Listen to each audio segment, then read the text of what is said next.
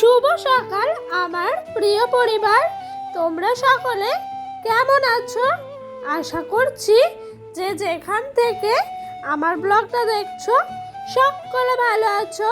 তোমাদের আশীর্বাদ আর ভালোবাসা নিয়ে আজকের ব্লগটা শুরু করলাম। তো বন্ধুরা, এখন বাজে ঘড়ির কাঁটায় ঠিক সকাল 7টা। তো ঘরে আশিবাসি কাজ করে তুলসী মঞ্চয় জল দিয়ে উঠানটা ঝাঁট দিইনি, আজকে বেলাতেই পাতাগুলো কুড়োবো, সেই জন্য তাড়াহুড়া করেই চলে এলাম বাসনটা মাজতে। তো বন্ধুরা, ওইদিকে দেখো, তোমাদের সঙ্গে কথা বলতে বলতে আমার কিন্তু বাসনটা মাজা হয়ে গেছে। তারপর এইদিকে দেখেছো কিছু জামা কাপড় তোমার সার্ফের জলে ভিজিয়ে রেখেছিলাম, সেগুলো কাঁচা ধোয়া হয়ে গেছে। আর একটু তোমার গামলার মধ্যে নিয়ে ভালো করে জলে ধুয়ে নিচ্ছিলাম।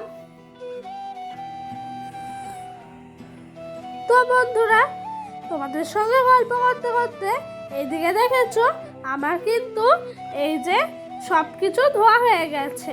আর ওইদিকে দেখেছো দুটো ক্যাথা আছে, সেগুলো কালকে রাতের ডোডোর ক্যাথা। আর এইদিকে ডোডোর পাপার একটা জামা ছিল, সেই জামাটাও না কেচে ফেললাম। কারণ কি বলতো, এখন জমিয়ে রাখতে ইচ্ছাই করে না। কারণ কি, বর্ষাকাল, এই বুঝি কখন বৃষ্টি চলে আসবে। এখন আবহাওয়াটা এতটাই খারাপ, কোনো কিছু রাখতেই ভয় লাগে। তো বন্ধুরা, তোমাদের সঙ্গে গল্প করতে করতে এইদিকে কিন্তু আমার কাঁচা ধোয়া হয়ে গেছে। তারপর এইদিকে মেলে দিচ্ছিলাম। আর জানো, আমাদের উঠানটা এত স্লিপ হয়েছে না, কি বলবো।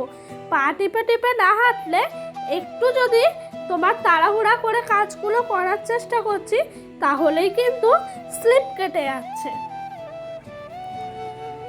তো বন্ধুরা, তোমরা যারা যারা আমার ভিডিওটা এখন দেখছো, তোমাদেরকে অনুরোধ করছি স্কিপ করে যেও না, পুরো ভিডিওটা দেখো। তো তোমাদের সঙ্গে কথা বলতে বলতে ওইদিকে কিন্তু ডোডো চলে এসছে বাড়িতে। মানে ও সকালে গেছিল অঙ্গনারী স্কুলে ডোডোর দাদুর সাথে তোমার কেটলি জমা দিতে। ওইদিকে কিন্তু চা আর পার্লেজি বিস্কুট নিয়ে নিয়েছি। আর এইদিকে দেখেছো বাটনা বাটছি, এটা হলো তোমার ঝিঙের খোসা বাটা, পেঁয়াজ লঙ্কা দিয়ে একসাথে ভেজে রেখেছিলেন আমার শাশুড়ি মা, সেটাই একটু বেটে নিচ্ছিলাম। তো বন্ধুরা, জানো তো, এই যে বাটা বুটি, এগুলো কিন্তু আমাদের মধ্যে খুব ভাল লাগে খেতে। তো গরিব পরিবারে বিয়ে হয়ে বিলাসিতা কি জিনিস, বিলাসিতা ভাবে খাওয়া, এগুলো কিন্তু ভুলেই গেছি। কিন্তু এই খাবারগুলো কি অমৃতর মতো লাগে জানো। আমি হয়তো বিয়ের আগে কোনোদিন খাইনি, কিন্তু বিয়ের পরে খেয়ে সত্যিই অনেক ভাল লাগে। তো বন্ধুরা, ওই দিকে দেখেছো আমাদের সকালের খাওয়া দাওয়া হয়ে গেছে। তারপর সকালের কিছু বাসন ছিল, সেগুলোকেও ধোয়া মাজা করে নিলাম। আর এইদিকে চলে এলাম সার্ফের জলে তোমার মশারিটা ভিজিয়ে রেখেছিলাম।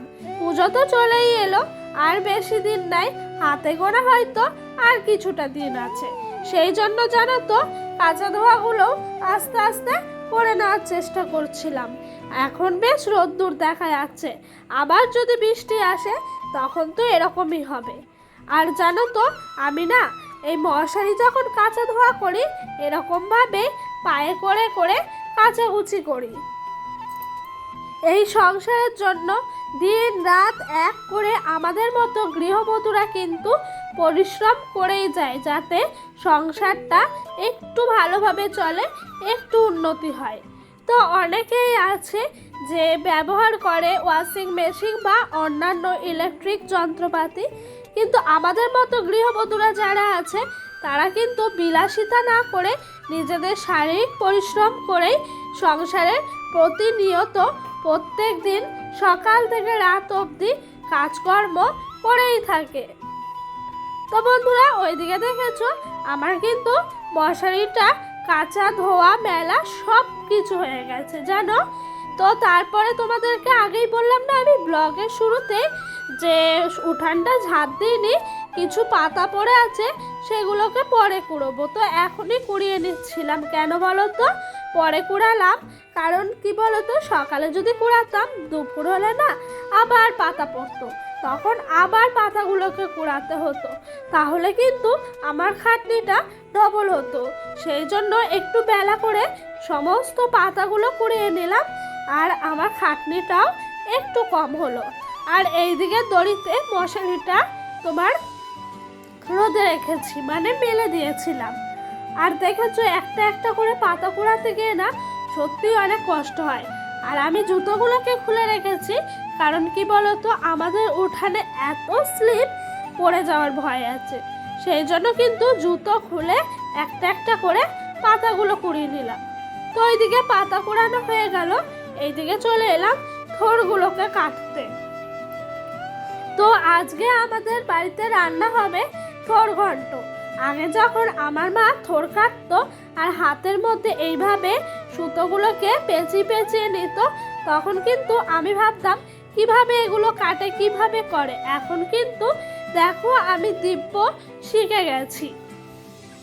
মেয়েদেরকে না কোনো কিছু শেখাতে লাগে না, মেয়েরা যেটা একবার চোখে দেখে সেটাই কিন্তু শিখে যায়। তো বন্ধুরা, এইদিকে আমি থোড়গুলো ছাড়াচ্ছি, আর ওইদিকে আমি ভাবছি ডোডো কি করছে, ডোডো কেমন আছে, খেলা করছে নাকি। কারণ ও এত দূরত্ব হয়েছে, একটু চোখের আড়াল থাকলেই প্রচুর দুষ্টুমি করে, সেই কারণে আরও ওকে নিয়ে আমার দুশ্চিন্তা হয়, জানো তো বন্ধুরা। তো ওই দেখো ওইদিকে সব ক্যাথা কাপড় সব কিছু শুকিয়ে গেছে, সব নিয়ে চলে এলাম ঘরে ভাঁজ করে রাখার জন্য। তো বন্ধুরা, তোমাদের যদি আমার ভিডিওটা ভালো লেগে থাকে তবে অবশ্যই একটা লাইক কমেন্ট করো। আর বন্ধুরা, তোমরা কোথায় থেকে আমার ভিডিওটা দেখছো সেটাও কিন্তু কমেন্ট করে জানিও। আর তোমাদের যদি আমার ভিডিওটা আরও বেশি ভালো লেগে থাকে তাহলে অবশ্যই কিন্তু চ্যানেলটা সাবস্ক্রাইব করে পাশে থাকা বেল নোটিফিকেশনটা অন করে দিও, তাহলে আমার নিত্যদিনের ভিডিওগুলো তোমাদের কাছে পৌঁছে যাবে। তো বন্ধুরা, এই দেখো আমি কিন্তু কাঠের উনানে আজকে রান্নাটা বসিয়েছি, কারণ কি বলতো, বৃষ্টিটা আজকে নাই, সেই জন্য ভাবলাম গ্যাসে আর রান্না না করে কাঠেই করা যাক। তো এই যে কাঠের উনানে একবার যদি আগুনটা জ্বালানো যায় না তাহলে কিন্তু আর রান্না করতে কোনো চাপই হয় না।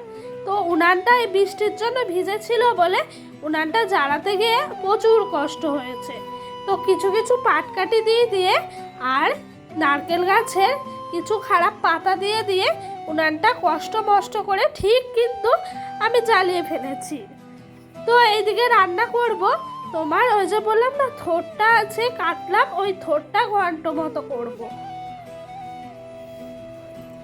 তো বন্ধুরা, তোমাদের সঙ্গে কথা বলতে বলতে দেখো এইদিকে কিন্তু কড়াইটাও তেতে গেছে, কড়াইয়ের মধ্যে তেল দিয়ে থোড়টা দিয়ে ভাজা করব। আর জানো তো, আমার না গ্যাসের থেকে এখন কাঠের উনানেই রান্না করতে অনেক বেশি ভালো লাগে। সত্যি গরিব পরিবারের বউরা বিলাসিতা কি জিনিস জানেই না, তারা এভাবেই সাধারণভাবে নিজেদের জীবন যাপন করে থাকে। এর মাঝেও কিন্তু একটা সুখ লুকিয়ে থাকে, জানো তো, বিলাসিতা না করে সাধারণ মানুষের মতো জীবন যাপন করার মধ্যে। তো বন্ধুরা, ওই দেখো এইদিকে কিন্তু আমার রান্নাটা হয়ে গেছে। তো এই যে দুপুরের খাবার নিয়ে বসে পড়েছি, এটা হলো রিটে মাছের তোমার চচ্চড়ি। এই রিটা মাছের চচ্চড়িটা কিন্তু আমাদের বাড়িতে সবারই খুব প্রিয় খাবার। আগে আমি কোনোদিন খাইনি, কিন্তু বিয়ের পরে এটাও প্রথম খেয়েছি। আমারও খুব একটা খারাপ লাগে না, মোটামুটি ভালোই লাগে। এদিকে আমার শাশুড়ি মা ভাত বেড়ে দিল ডোডোর পাপার আর আমার, আর এটা হলো ঝিঙে আলুর ঝোল। তো বন্ধুরা, আজকের ভিডিওটা এই পর্যন্ত।